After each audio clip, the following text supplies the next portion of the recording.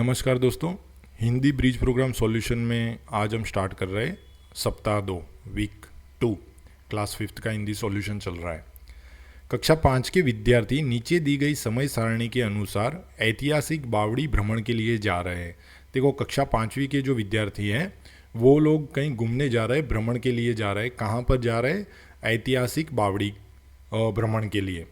इस समय सारणी को ध्यान से पढ़ें और नीचे दिए गए प्रश्नों के उत्तर दीजिए।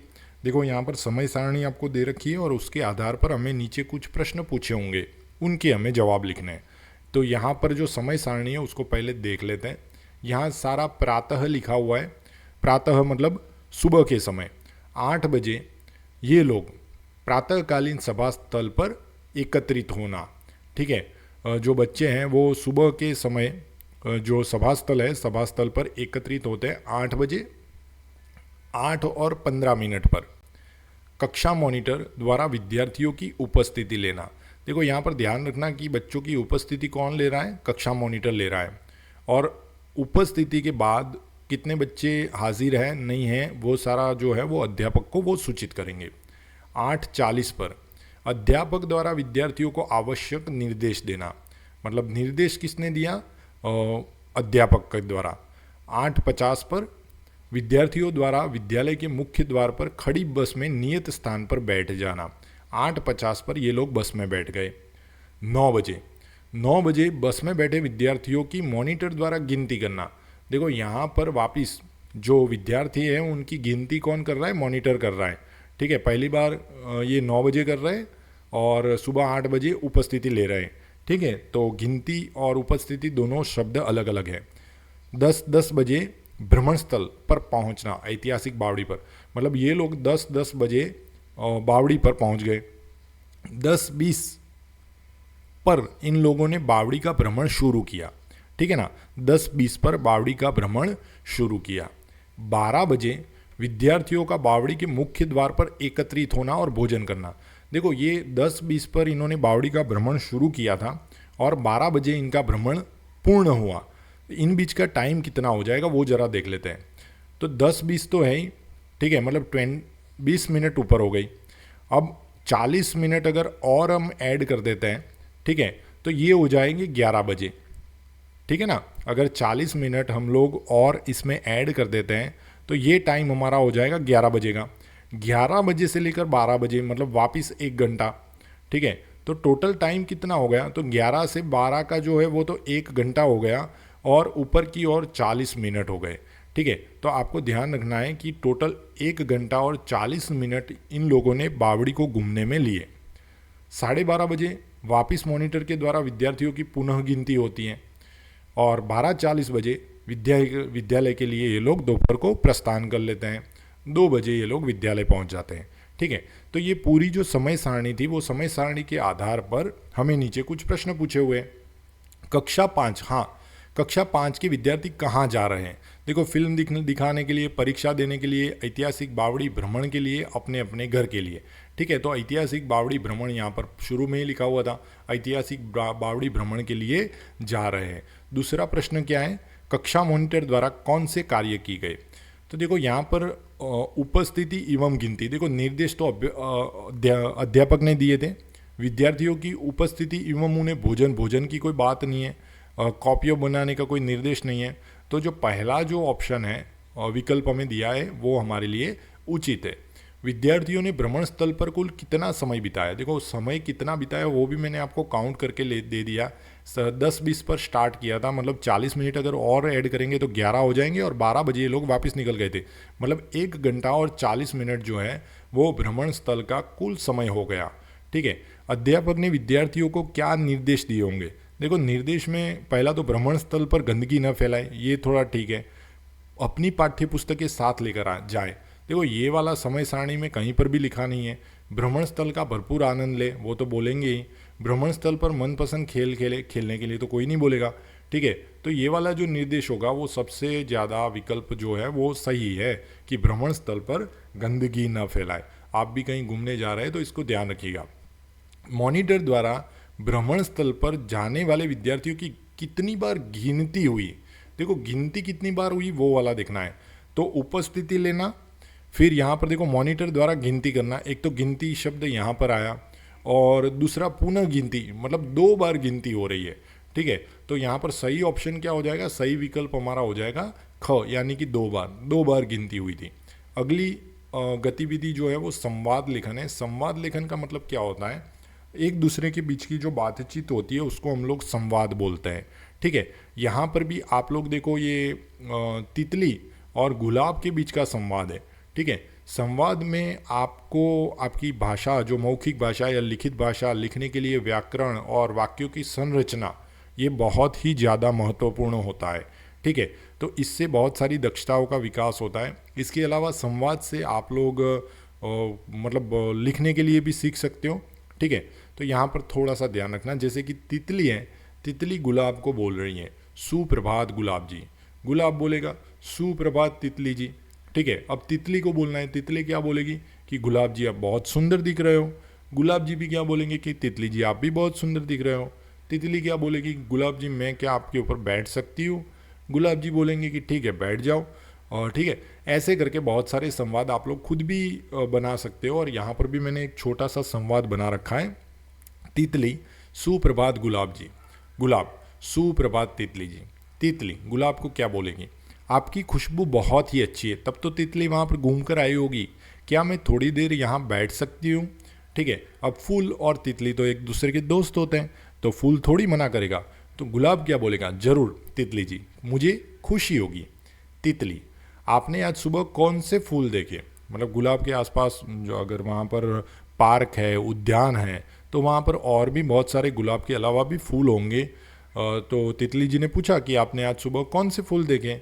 गुलाब ने बोला होगा मैंने आसपास के कुछ और फूल देखे, लेकिन आप सबसे सुंदर हैं। ठीक है, वो तितली को बोल रहा है गुलाब कि आप बहुत ही सुंदर हो। तो जब आपको कोई आपका जो आपको अप्रिशिएट करता है, आपकी प्रशंसा करता है, तो आपको उसका धन्यवाद करना चाहिए। तो तितली क्या करेगी, धन्यवाद करेगी। धन्यवाद, उड़ना मुझे बहुत अच्छा लगता है, तितली खुद बोल रही है गुलाब। और आपकी सुंदरता मेरे बगीचे को सुंदर बनाती है। अब देखो अकेला गुलाब होता है वो किसी काम का नहीं है। ठीक है, वैसे ही अकेली तितली होती है। जीवन में किसी एक व्यक्ति का या चीज़ का कोई महत्व नहीं होता है, उसके साथ कोई ना कोई जुड़ा होगा तो ही उसका महत्व होगा।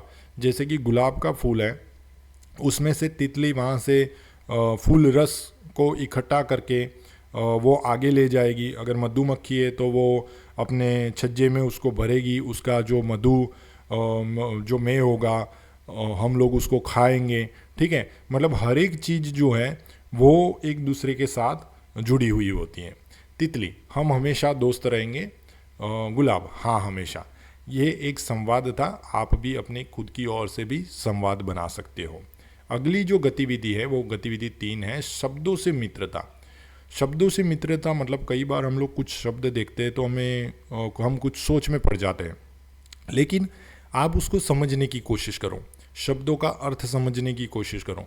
इससे क्या होगा, आपका शब्द भंडार जो है वो बढ़ता रहेगा, आपकी शब्दावली जो है वो बढ़ती रहेगी। और ये कब बढ़ेगी, जब आप पुस्तकों को अपनी ओर खींच के लाओगे और उसको पढ़ना स्टार्ट करोगे। कहानियाँ और कविता एक ऐसा माध्यम है जिससे आपका शब्द भंडार बहुत ही ज़्यादा बढ़ सकता है। इसलिए आप कोशिश कीजिए हो सके उतनी पुस्तकों को पढ़ने की कोशिश करें। यहाँ पर एक शब्द दे रखा है मलयालम। अब जरा आगे से हम रीड करेंगे तो देखो म ल या ल म, मलयालम। पीछे से अगर रीड करते हैं तो म ल या ल म। ठीक है, तो अगर उसको उल्टा या सीधा लिखते हैं या पढ़ते हैं तो वो हमेशा एक समान रहता है। ऐसे ही और भी शब्द हमें खोजने, मैंने नीचे यहाँ पर एक सॉल्यूशन दे रखा है। आपने जब मैथ्स पढ़ा होगा तो मैथ्स में आपके पास एक शब्द आया होगा पैलिंड्रोम। ठीक है, तो ये पैलिंड्रोम सिस्टम ही है। पैलिंड्रोम में भी क्या था कि अगर आप नंबर लिख रहे हो और उसको अगर उल्टा या सीधा पढ़ने की कोशिश करते हो तो वो नंबर सेम टू सेम रहता है। मैंने एक वीडियो बना रखा है, आप लोग मैथ्स के ब्रिज प्रोग्राम के सॉल्यूशन में देख सकते हो। जैसे कि ये 1 जो है उसको आगे लिख देते हैं, पास में 2 है और पहले 1 था, तो ये देखो आगे और पीछे दोनों से सेम रहता है, तो ऐसे पैलिंड्रोम नंबर बोलते हैं। वैसे ही शब्द भी हो सकता है। शब्दों की अंताक्षरी, दूसरा जो प्रश्न है वो शब्दों की अंताक्षरी है। मतलब आप कोई भी शब्द, जैसे कि आपने बोला क म ल, ठीक है, तो ल आया तो ल के ऊपर और एक शब्द बोलना है, बाद में जो अक्षर आता है उसके ऊपर और एक शब्द बोलना है। ऐसे करके आपको शब्दों की अंताक्षरी पूरी करनी है। जैसे कि पहला नारियल दे रखा है, ल से शुरू करोगे लहसुन आएगा, न से शुरू करोगे नगर आएगा। अब र से हमें शुरू करना है। तो सबसे पहले वो मलयालम वाला समझ लेते हैं, किसी शब्द को उल्टा या सीधा लिखते हैं या पढ़ते हैं और वो एक समान हो जाता है, जिसको हम लोग इंग्लिश में पैलिंड्रोम बोलते हैं। ऐसे बहुत सारे शब्द हमें खोजने थे, जैसे कि स र स, अगर उल्टा रीड करोगे स र स, क न क, ये गलत है।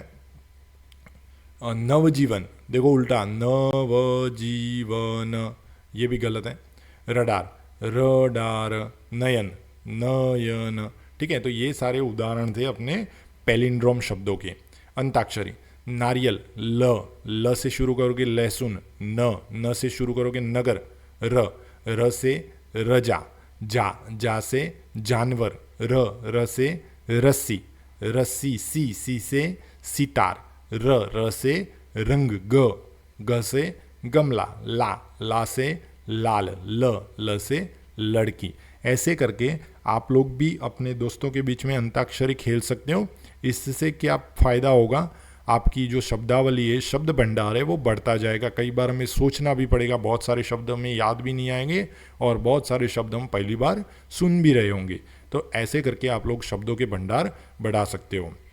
अगली जो गतिविधि है वो है कैलेंडर को जानिए। आपके पास बहुत सारे कैलेंडर होते हैं, आप देखना आपके घर में, स्कूल में, सब जगह कैलेंडर लगे होंगे। आज कोशिश करना उसको समझने की, पढ़ने की। कैलेंडर को भी पढ़ना है, ठीक है। और आप लोग कुछ चीज़ें लिख सकते हो, जैसे कि इस तारीख को मुझे ये करना है या इस तारीख को ये हुआ था। ये सारी चीज़ें आप ये कैलेंडर के माध्यम से अपने दिमाग में और अपने लंबे समय के लिए उसको याद भी रख सकते हो।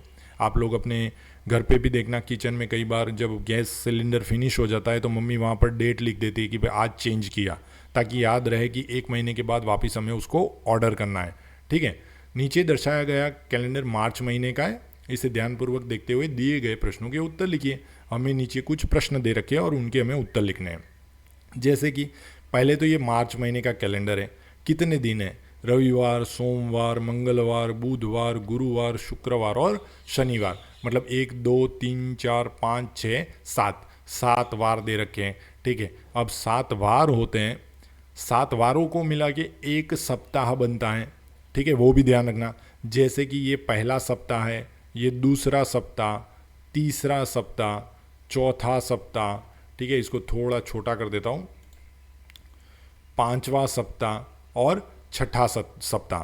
मतलब ये जो मार्च महीने का कैलेंडर है उसमें 6 सप्ताह है, ठीक है ना। आपको ध्यान रखना है, पूरे वीक का जो सप्ताह, 7 दिन मिला के जो होगा उसको सप्ताह बोलेंगे। जैसे कि आप बोलोगे कि सर यहाँ पर तो एक ही दिन है, लेकिन ये पहला सप्ताह है, ठीक है। जैसे कि अगर आप केंद्रीय विद्यालय में पढ़ रहे हैं तो आप देखना आपके दूसरे सप्ताह का मतलब जो दूसरा शनिवार आता है, दूसरा सप्ताह नहीं लेकिन दूसरा शनिवार जो आता है वो आपकी छुट्टी होती है, सेकंड सैटरडे की, ठीक है। तो सेकंड सैटरडे ऐसे ही काउंट होगा, ये फर्स्ट सैटरडे हो जाएगा और ये सेकंड सैटरडे हो जाएगा। तो 8 तारीख को आपकी छुट्टी हो जाएगी, ठीक है। ऐसे करके चलो, इसके अलावा हम लोग देखते हैं रविवार। इस सप्ताह में, इस मार्च महीने में कितने रविवार हैं? कई बार 4 भी हो सकते हैं, 5 भी हो सकते हैं और 6 भी हो सकते हैं, ठीक है। तो आप कैलेंडर देखना और उसमें है कि नहीं है और कितने रविवार है। जैसे कि यहाँ पर कितने रविवार है, तो यहाँ पर डेट नहीं है तो ये काउंट नहीं होगा। 1 2 3 4 और 5, मतलब मार्च महीने में 5 रविवार हैं। ओके, इसके अलावा कौन कौन से त्यौहार हैं? तो देखो, एक त्यौहार हो गया, यहाँ पर होली लिखी हुई है 14 तारीख को। एक त्यौहार हो गया होलिका दहन 13 तारीख को, ठीक है। एक यहाँ पर देखो गुड़ी पड़वा लिखा हुआ है, उगादी लिखी हुई है। और एक है ईद उल फितर। मतलब ये जो नीचे रेड लाइन में, एक तो रेड लाइन में छुट्टियाँ होती है वो ये अपने त्योहारों की होती हैं, और ये नीचे जो नाम लिखे होते हैं वो त्यौहार के नाम लिखे होते हैं। चलो अब प्रश्नों की ओर चलते हैं। दिए गए कैलेंडर में महीने की शुरुआत किस दिन से हो रही है? महीने की शुरुआत मतलब पहली तारीख कौन से दिन पर है, ठीक है। तो पहली तारीख कौन से दिन पर है? तो यहाँ पर शनिवार को है। तो ये जो महीना है वो शनिवार से शुरू हो रहा है, ठीक है। ये जो महीना है वो कहाँ से शुरू हो रहा है? शनिवार से। मार्च वर्ष का कौन सा महीना होता है? अगर आप अंग्रेजी महीने की बात करें तो सबसे पहले होता है जनवरी, फरवरी, मार्च, अप्रैल, मई, जून, जुलाई, अगस्त, सितंबर, अक्टूबर, नवंबर, दिसंबर, ठीक है, टोटल 12 महीने होते हैं। उसमें से हमें पूछा हुआ है कि मार्च महीना कौन से नंबर पर होता है, तो जनवरी, फरवरी और मार्च, मतलब मार्च जो होता है वो तीसरा महीना होता है। दिए गए कैलेंडर में कितने सप्ताह हैं, तो सप्ताह मतलब ये आडी लाइन आपको काउंट कर देनी है। ये हो गया पहला सप्ताह, दूसरा, तीसरा, चौथा, पांचवा और छठा, मतलब टोटल 6 सप्ताह है, ठीक है। दिए गए महीने में कितने दिन हैं, तो पहली तारीख से शुरू करके अंतिम कौन सा है, तो यहाँ पर देखो 31 है, जैसे कि अभी मई महीना चल रहा है, ठीक है। तो आप कमेंट बॉक्स में ज़रूर डालिएगा कि मई महीने में कितने दिन होते हैं, और ये जो अभी मई 2025 है उसमें कितने दिन हैं, ठीक है, कितने सप्ताह है, वो भी आप कमेंट बॉक्स में ज़रूर लिखिएगा। दिए गए महीने में कितने दिन हैं, तो हमने देखा कि 31 का महीना है, तो ये हो गया 31 दिन। कैलेंडर में दशहरा, दिवाली किस तारीख को है, देखो हमने पूरा कैलेंडर रीड किया, लेकिन यहाँ पर कहीं पर भी दशहरा या दिवाली नहीं लिखा हुआ है, तो यहाँ पर हम लिख देंगे कि कैलेंडर में दशहरा और दिवाली नहीं दिखाया गया है। गुड़ी पड़वा त्यौहार महीने के किस दिन है, देखो गुड़ी पड़वा तो हमने अभी देखा था 30 तारीख को, 30 मार्च को, और दिन कौन सा है, रविवार 30 मार्च को, ठीक है, रविवार 30 तारीख को है।